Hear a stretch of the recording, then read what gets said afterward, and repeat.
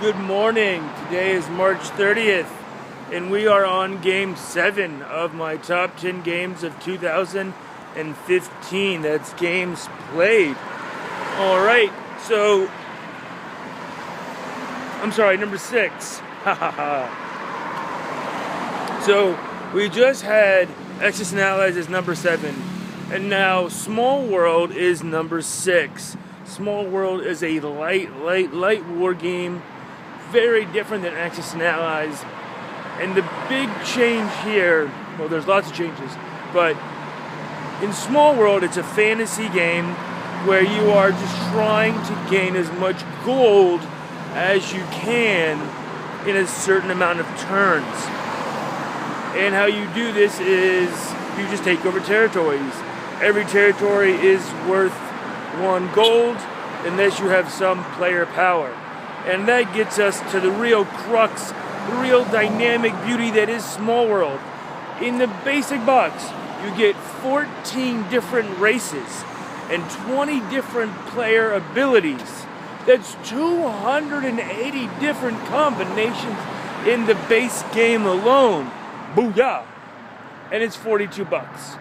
You can buy Small World Underground, which is basically a revamped version with kind of darker art, for $38 on Amazon.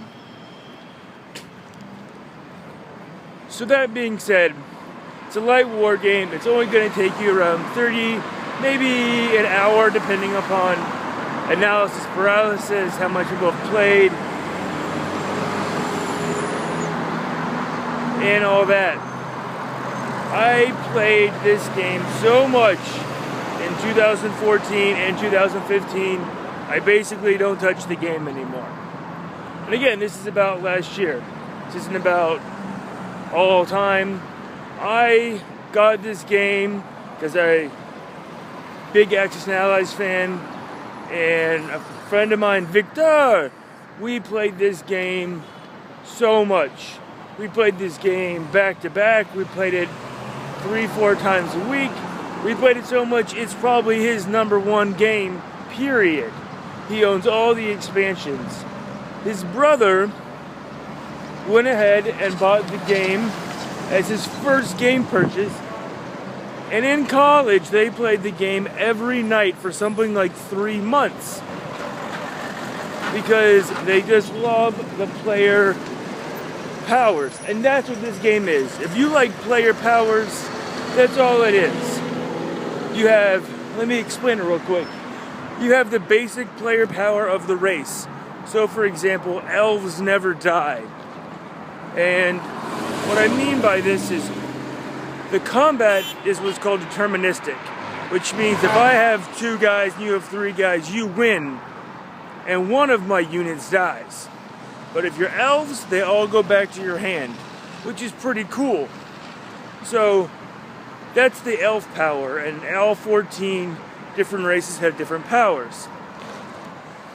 And then you have the little lock-ons on the side, and those are just like random abilities, like +1 gold, whatever.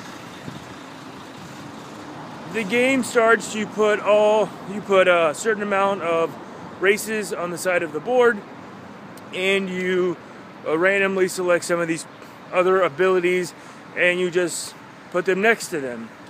And then the game basically starts off with looking at all these player abilities and player powers, seeing how they match up, and then you buy them. And that's a real big part of this game. The actual combat, not a big deal. Unlike Axis and Allies, where the combat, the dice rolling, that is a huge deal. That being said, in Small World, you do roll 1 die, and it's pretty fun. You know, it doesn't always work, but it's fun. So why is Small World on this list? It's a light game. You can play it with a 10-year-old. So if you have kids or a nephew, you can definitely get this game, pull it out, explain it, and they'll have no problems with it. And on the explanation side, in the box they give each player a very large player aid which explains every race and every player ability. So, while it's somebody else's turn, you can be looking on your player aid and reading about the magicians or the skeletons or whatever race it is without saying, can I have a rule book, and kind of tipping people off to what you're doing. That's really cool. The best player does not always win. And why I say that is, when I usually play this game, people just pile on top of me, and that's cool. And I usually do funny things to pull their attention towards me. A lot of times when I play this game, the quiet person wins. The person that's not making a lot of noise, not getting a lot of points, just constantly banking 7 or 8 coins a turn, they win. And that is a really cool part about this game. You can have the people doing epic showdowns and really clawing their eyes out, and they're not gonna win. And that tells you something about Empire. Is the empires that are too volatile, they fall.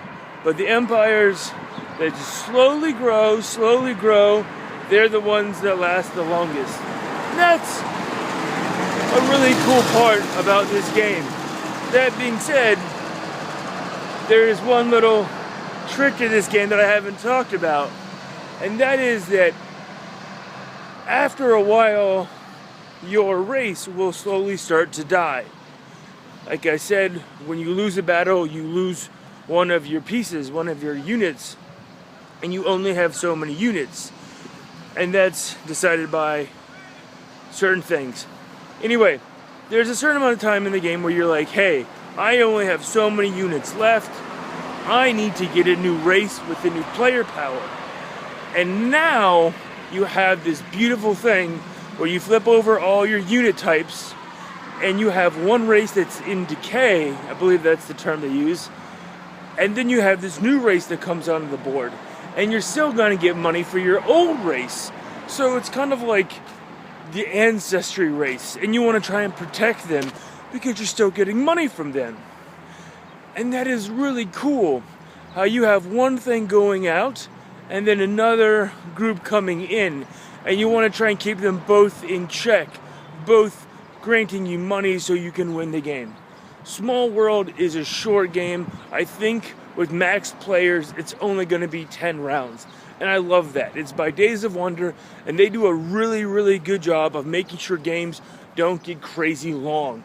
That they're not going to overstay their welcome. And this is true with Small World as well. This is a definitely great addition to any gamer's collection that is going to play light war games.